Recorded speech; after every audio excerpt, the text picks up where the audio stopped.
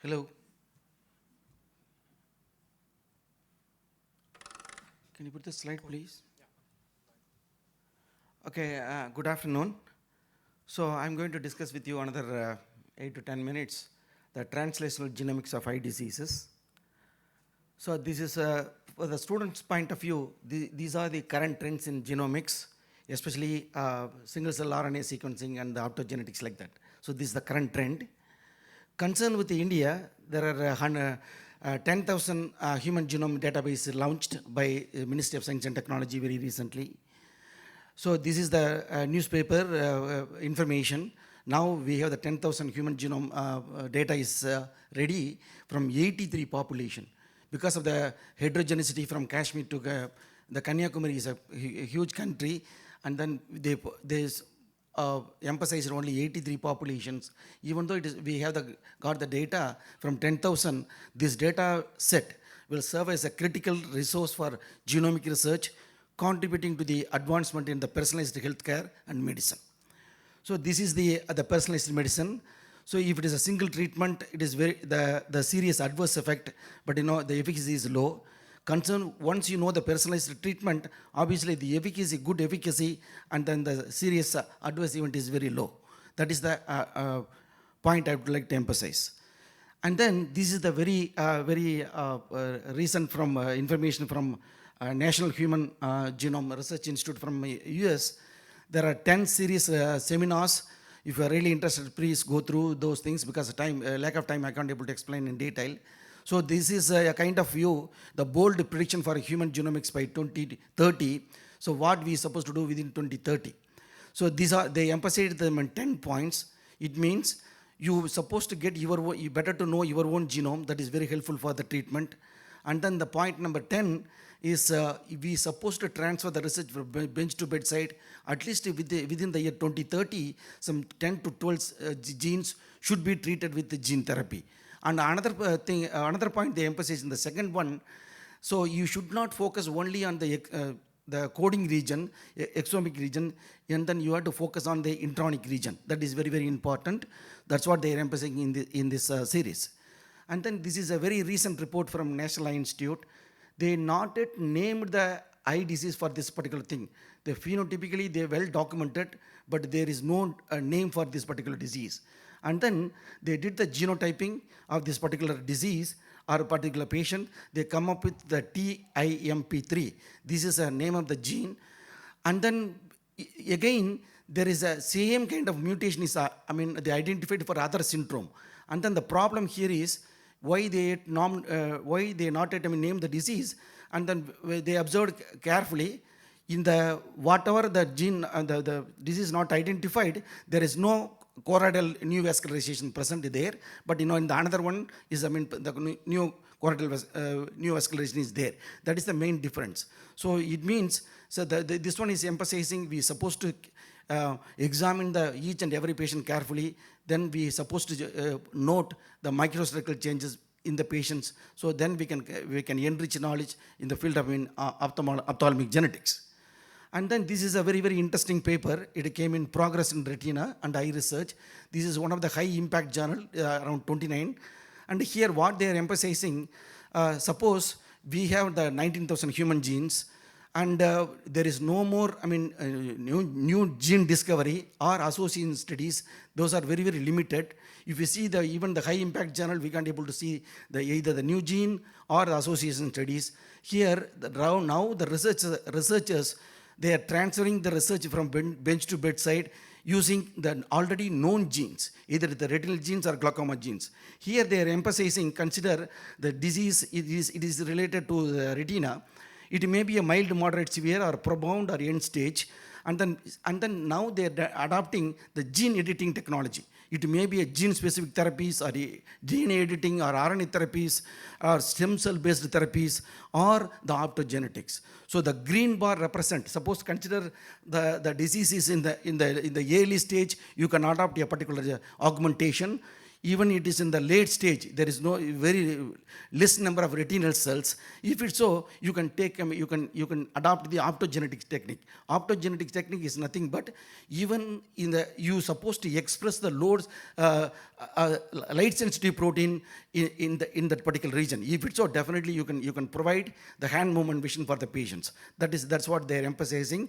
Now, these are the current genetic and non-genetic treatment strategies is going on right now. And then obviously people are using CRISPR. This is a very recent report from Canada. I think they are treating the patient with the LCA using the CRISPR. They are correcting. I think the child is getting better and then improving the visual acuity. This is a very, very recent report from Canada, LCA. And then now I think people are using the adeno-mediated base editing, as I told you, the gene editing. So here, in this particular paper, this is again, it is a very, very recent paper from Nature Communication. Here, this particular, long story short, here they are targeting one particular RP gene. The same gene is causing human disease, and then they are implementing in mouse model. They are correcting, and then they are getting a vision better for the mouse. So that's the paper is emphasizing. Another one is very, very interesting. So you're supposed to use adeno-associated virus to carry the your transgene.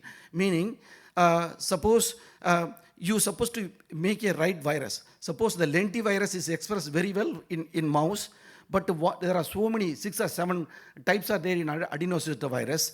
Here, interestingly, this is, I think, I'm well impressed about their strategy in this particular research communication. What they did, they have taken the capsid region in that particular viral genome, and then they made 17 mutants in that particular capsid region, and then they made a separate virus and then infected. And suppose if you make a one particular variation in that particular in the virus, if you use that virus, it is expressed not only in mouse or monkey or rabbit, it is expressed very well in all the human, non-human primates. That is the story. So if it's so, you can take this kind of viruses in future, and then you can put your transgene, and then you can use it for gene therapy or gene editing. And then I think I don't want to go in detail. This is the adeno-associated virus description. Obviously, it is a very 4.7 kb, and then it is a low immunogenicity. People are using this kind of viruses now. And these are the USA approved gene therapies, and especially Luxturna, they are using for LCA. And concern with the injection, the injection, how you are delivering the virus is very, very important. Suppose whatever the paper I mentioned in the previous slides in Nature Communication, what they're telling, they're comparing in mouse, rabbit, and the non-human primate. So they're putting in two injections, and then they're comparing. Once, they're putting subretinally. So what is the effect? And then suprachoroidal. And right now they're telling the suprachoroidal injection is better than the subretinal injection. That is the conclusion. So, and then there are a lot of clinical trials are going on. So we extensively worked, for the past 25 years, you take from cornea to the optic now, we extensively worked. We have our own database. Based on our interest, I think I'm listed out here. So what are all the LCA? If it is LCA, what are all the gene therapies going on in clinical trial? And then concern with the retinitis pigmentosa, as I mentioned, the strategies, I think they're adopting so many strategies to cure RP.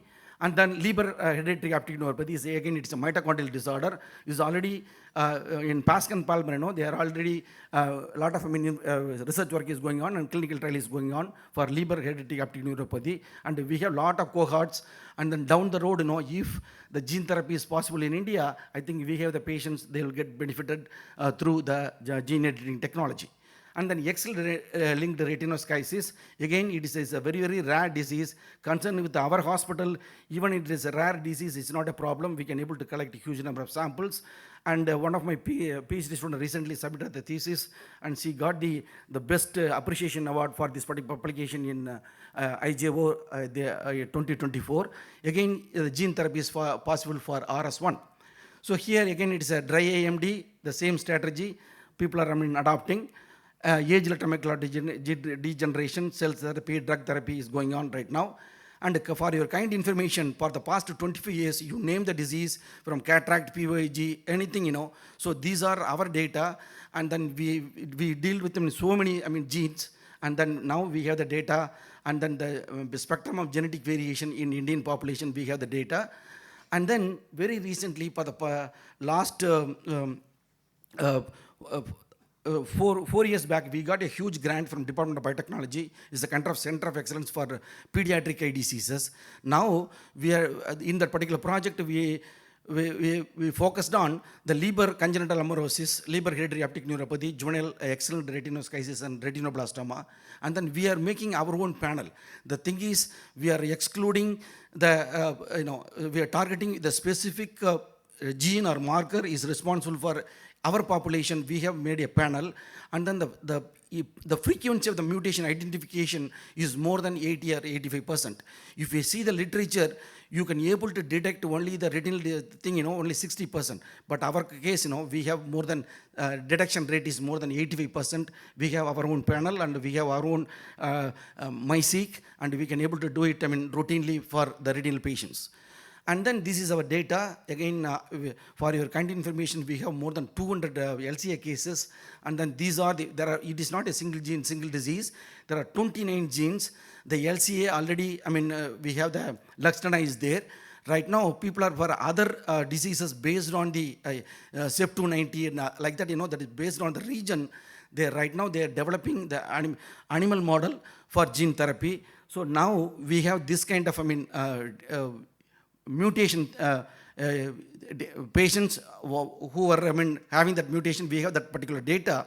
So once if the Indian government or especially the ICMR, if they give an approval to perform gene therapy in our country, definitely we have the patients.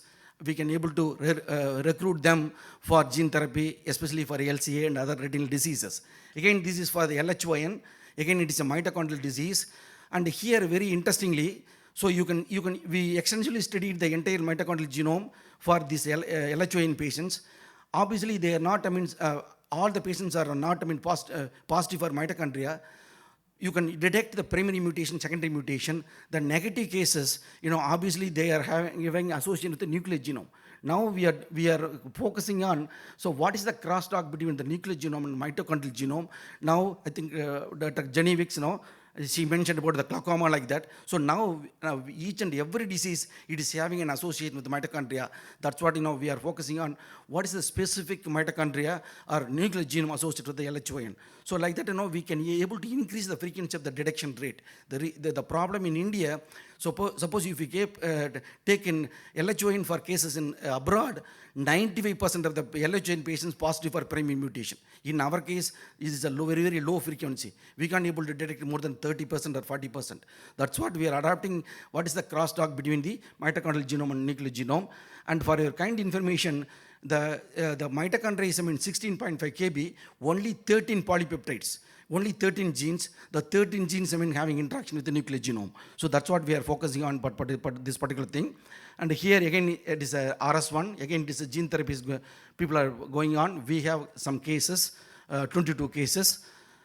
And then, so ultimately, I think lack of time. So I will come to a conclusion. What I would like to emphasize here, concerned with our India, using the 10,000 Indian genome database, provide a fresh insight to link between the genes and health. I know definitely it will help for the personalized medicine, and we have a lot of patients, a lot of diseases through that, through the gene editing technology, we can transfer our research from bench to bedside. Thank you. Yes, sir.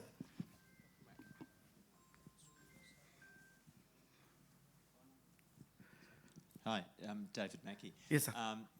A great talk. I love all the Leber's optic neuropathy stuff. A question with your unexplained optic atrophies. Are they actually multi-individuals being affected within the pedigree, and is it consistent with a matrilineal inheritance, or are they just sporadic individuals who could be phenocopies with some other cause? Yeah. So I think, Dr. Mahesh Kumar is our clinical investigator. So we are making into two groups. I think maybe I can able to explain in clinically.